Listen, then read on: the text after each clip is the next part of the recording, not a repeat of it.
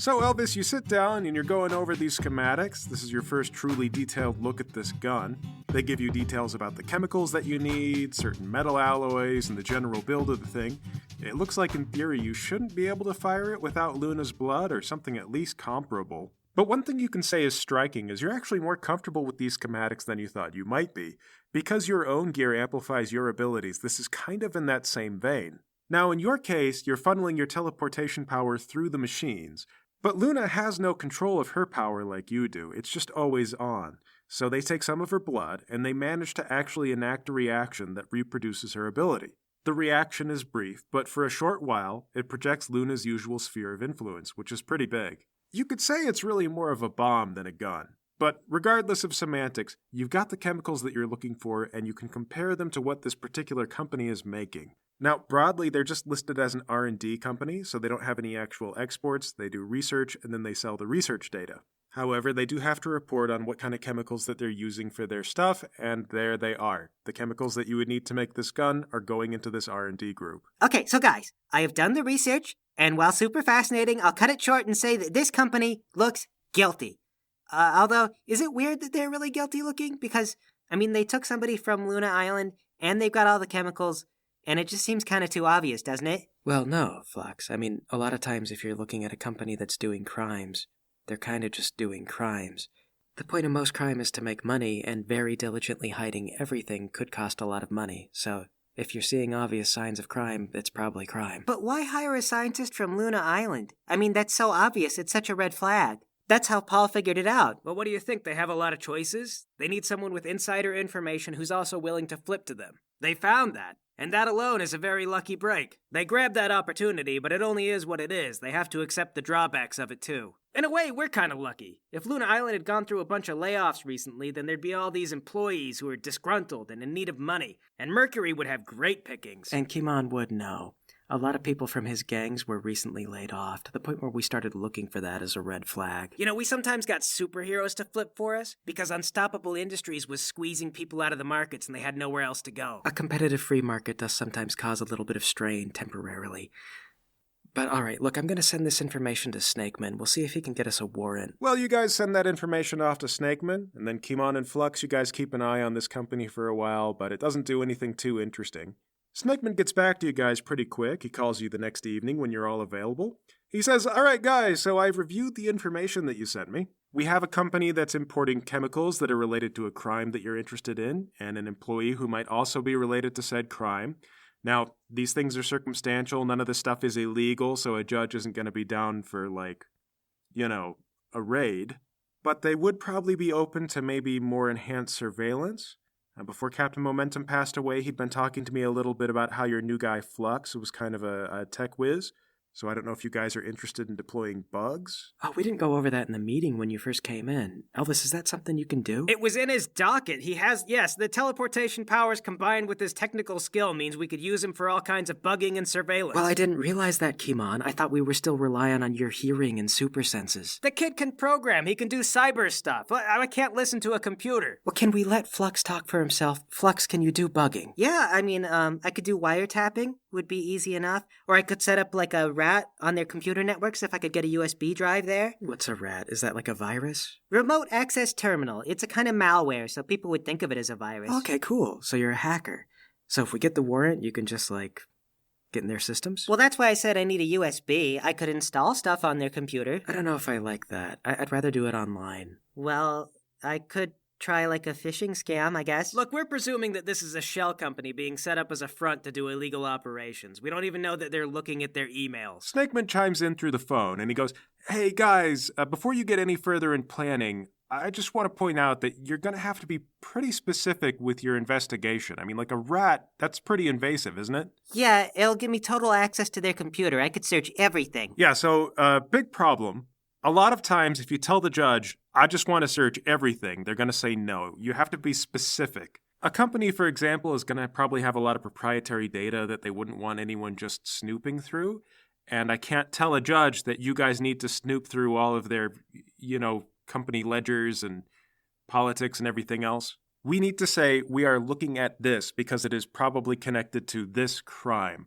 having control of the entire computer network, that's too much. Come on, Snickman, can't you swing this for us? Paul, I've got a good relationship with the judge, and I'm a good lawyer, but part of being a good lawyer means being able to tell my client when they can't do something. I'm not saying that I couldn't persuade the judge. We do have a good relationship, but one of the reasons why we have a good relationship is because he trusts me, I follow the rules, I know what they are, so I can't cross that line very many times. Well, this is a big case. This is the death of Captain Momentum. I say you cross that line. No, don't. Kimon, I am not wanting to sit around and wait to see if we can figure this out piece by piece. If we can get in there and install a rat on their computer that proves what they did, I would rather we just do that. But we have far from exhausted our only leads. I mean, who's the scientist we're looking at? What's his name? The documents you guys sent me says his name is Daryl Masterson. So, Mason, we've been watching this place for a couple of days. Have we actually seen this scientist come or go from the building yet? You haven't laid eyes on him yet. Lowry, we've been watching this place and we haven't seen that scientist come in or out.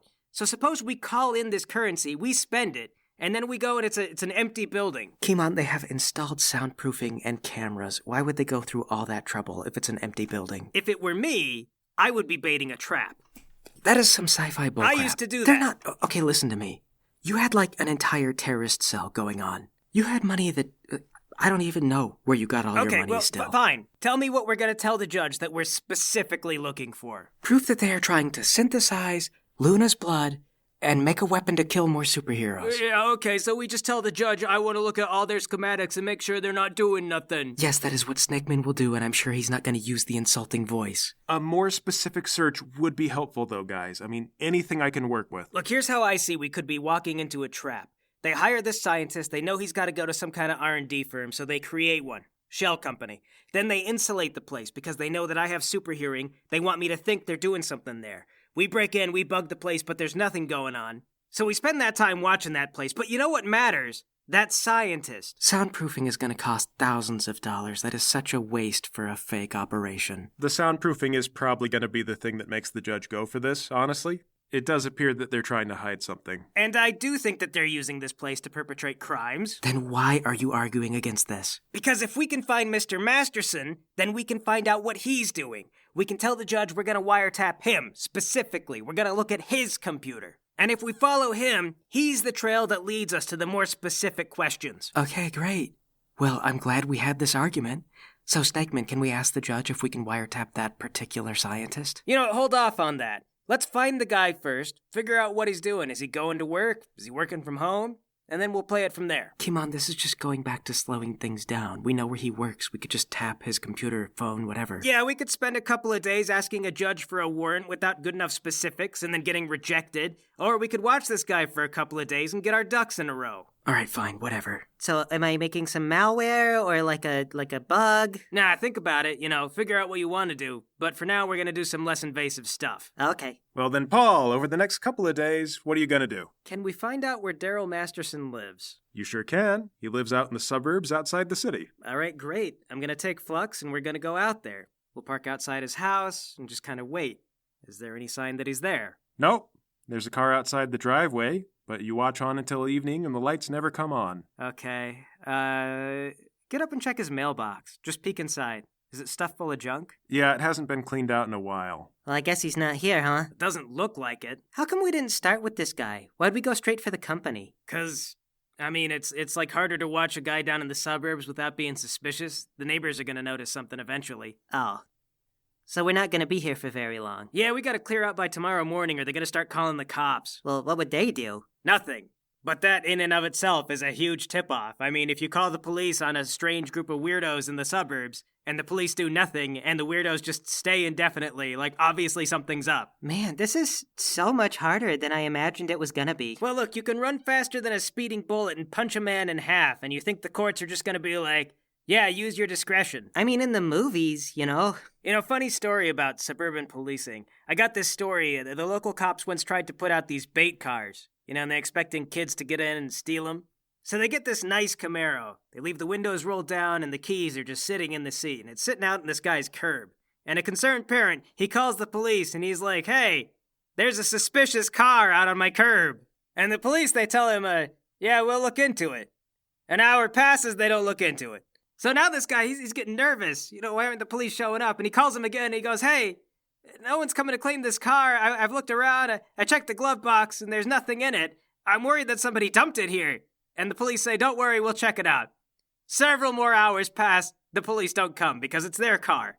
So this guy, he's worried, but he's got no choice but to sleep. He goes to bed. He wakes up the next morning. The car is still there. So he's telling his wife, he goes, I don't know, the police aren't taking this seriously. I mean, I guess it's not a crime to park on a public street, but still, it's just so weird. It makes me so nervous. And so he goes and he gets the keys again, and he tries to open the trunk, like he's thinking maybe there's something in the trunk. And the keys don't open the trunk. Now he's thinking, oh God, that's really suspicious. And so he tries to go to the backseat, he pulls it out so he can get in the trunk that way, but it's locked in place somehow. So he's got this feeling in the pit of his stomach. He's sure that something has been dumped in front of his yard and it's mob-related. So he calls the police again and he explains to them, look, there's no identifying information on the car. I am trying to figure out who it belongs to. The owner has not come back and the trunk is shut. I can't get it open. And the police are like, don't try to get the trunk open. We'll send someone. And he waits and nobody comes. So now he's thinking, the police will only help me if there is some sort of crime. So he gets a screwdriver and he doesn't even know what he's doing, but he goes to the trunk and he tries to stick the screwdriver in the keyhole. And that is when the police show up and they arrest the guy. You see, all the surveillance equipment was in the trunk, which was why it was locked up. He couldn't get into it. And as soon as he tried to get in that trunk, they didn't care whether he could or not. That was when it was time to spring closed and arrest him. Now you gotta understand, Flux. Trying to break into a car, regardless of your reason, is illegal. So did this guy go to prison? I don't know if he would've. See, the DA has discretion over these kinds of things, and you don't have to come down really hard on people. But usually, a DA gets elected on this basis that they're going to be hard on crime, and you don't get a magnifying glass on any individual case. Except Rudy heard about this one. That's how I know about it. Rudy is thinking to himself, this poor guy, and he is just upset about it. So he gets Snakeman's firm involved on this guy's behalf. They start talking to the DA, and eventually they get a plea deal for him. He might have gotten a plea deal anyway, but who knows? Well, then so how did Rudy find out? Well, the guy wrote a letter to him. He said, Captain Momentum, you defend the weak and the defenseless. He says, that's me. I didn't mean to do a crime. And of course, Rudy, this can't be what we stand for. This can't be what we do. God, he just always was like that. Big things, little things. I mean, he just got so emotionally wrapped up in people's stories, their personal things. In the midst of all this, he went to the guy's house and he had a little kid. And Rudy personally apologized to the kid as though it was Rudy's fault. I'm real sorry about your dad, kiddo. And this kid's like, wow, it's all right, Mr. Momentum. Anyway, the point is, if we stay in the suburbs too long, we're going to get a phone call from some concerned parent, and it's going to be a fiasco. So this is going to be the day. This is it. But this does kind of leave us back at square one, doesn't it? No. The guy we're interested in is missing. The company we want to pay attention to has got soundproofing installed, cameras, security, all that stuff. Seems like they're trying to cover something up. We want to know specifically, where is this guy, and what is he working on? Then aside from that, we'll also look at those particular chemicals, figure out what are they being used on. That'll do it. Okay, so like a virus that just goes through their computer looking for those keywords. Yeah, that's not overly broad, and the judge should be fine with that. Okay. You know what? I think we should go back to that company and hang out there before we call it a night for just a little while longer. This is nothing. This guy's gone. But while we're on the way, do you think you could call up Willis McIntosh at Luna Island, see if they'll hand over their personnel file for this guy? I thought we already looked at that. Yeah, but we didn't do a deep dive. I want to look at this guy's LinkedIn profile, social media, anything the company's got on him, whatever they'll provide. Okay, I guess I get on the phone, and if it's not too late, I call the prison. Hi, could I talk to Willis McIntosh? Hello, this is Willis. Who's speaking? Hi, this is Flux from Unstoppable Industries. We met, but we didn't really talk. Oh, you're Lowry's new colleague. Yeah, and I was calling because one of your former employees, a guy named Daryl Masterson, I was wondering, could we get, all the information that you have on him? Yeah, sure. What all did you need? I guess if you could email me his work history and credentials, maybe a background check if you did one. Is that all we want? Any disciplinary issues the company had with him? Okay, and I guess any, disciplinary issues you guys had? Oh, okay. Yeah, I can have my secretary send that over. How fast do you need it? Could I ask for soon? Sure. I'll have my secretary send it over in about an hour, maybe. And there you go. You guys get back to the parking lot outside the R&D company, and then you get an email from Luna Island. It's got all the details you wanted on this guy. Turns out Daryl Masterson is a pretty impressive guy. He graduated from school with a degree in super science with a background in biomedical engineering, which is basically to say he does kind of what Flux does. He studied how to enhance or repair superpowers. In particular, he focused a lot on mechanical limbs, prosthesis, that type of thing. He worked for the military for a little while, but then eventually quit. Looks like it was an honorable discharge. It wasn't anything major. He then went on to work for Luna Island. He self-reports as a super genius, but it's never been certified. Bit of a weird career track. Yeah, first military work and then into this. It's kind of like he knew what he was doing. While you guys are sitting out here, a pickup truck drives up. Guy gets out, he unloads some barrels from the back of the truck, then wheels them into the building. It's late, so this is weird. Hey, check this out. Do you think he's going upstairs? Unless that accounting office is doing something with chemicals, it's gotta be. The guy comes back, the barrels are gone. He gets in his pickup, he starts to drive away. Hey, let's follow this guy. Oh, I don't really know how to tail people. I mean, I've never trained for that. All right, move over, kid, and watch him master. Oh, okay, all right. Kimon shifts himself to the driver's seat and then eases after this guy, keeping a nice, safe distance away. You follow him, and he eventually winds up parking outside an apartment complex in the inner city. He gets out, and he goes inside. Looks like a younger guy, maybe mid-20s, kind of tall, skinny. All right, Flux, so here's what we're gonna do. I want you to take this driver's license number, call the police, and ask them if they can do an ID on it. That's not a thing we need a warrant for, right? Nah, you can just do it for fun if you want. Well, you call the police and ask them to check up on this guy. He's not wanted for anything right now, but he does have a prior arrest. He was sort of a supervillain. He called himself the Buffet Bandit. It wasn't a very serious name. He has a bottomless stomach, so he can eat as much as he wants, and then he got banned from every buffet in town. Eventually, they arrested him for trespassing. A buffet asked him to leave, and he refused. Then he got in a fight with the police, kinda. He refused to leave again, and he weighs 900 pounds because in spite of his looks, he still weighs as much as he eats.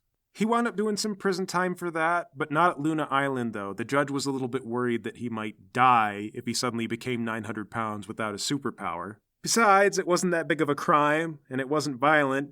It's not clear why he actually got time for it, but he might have sassed the judge or something.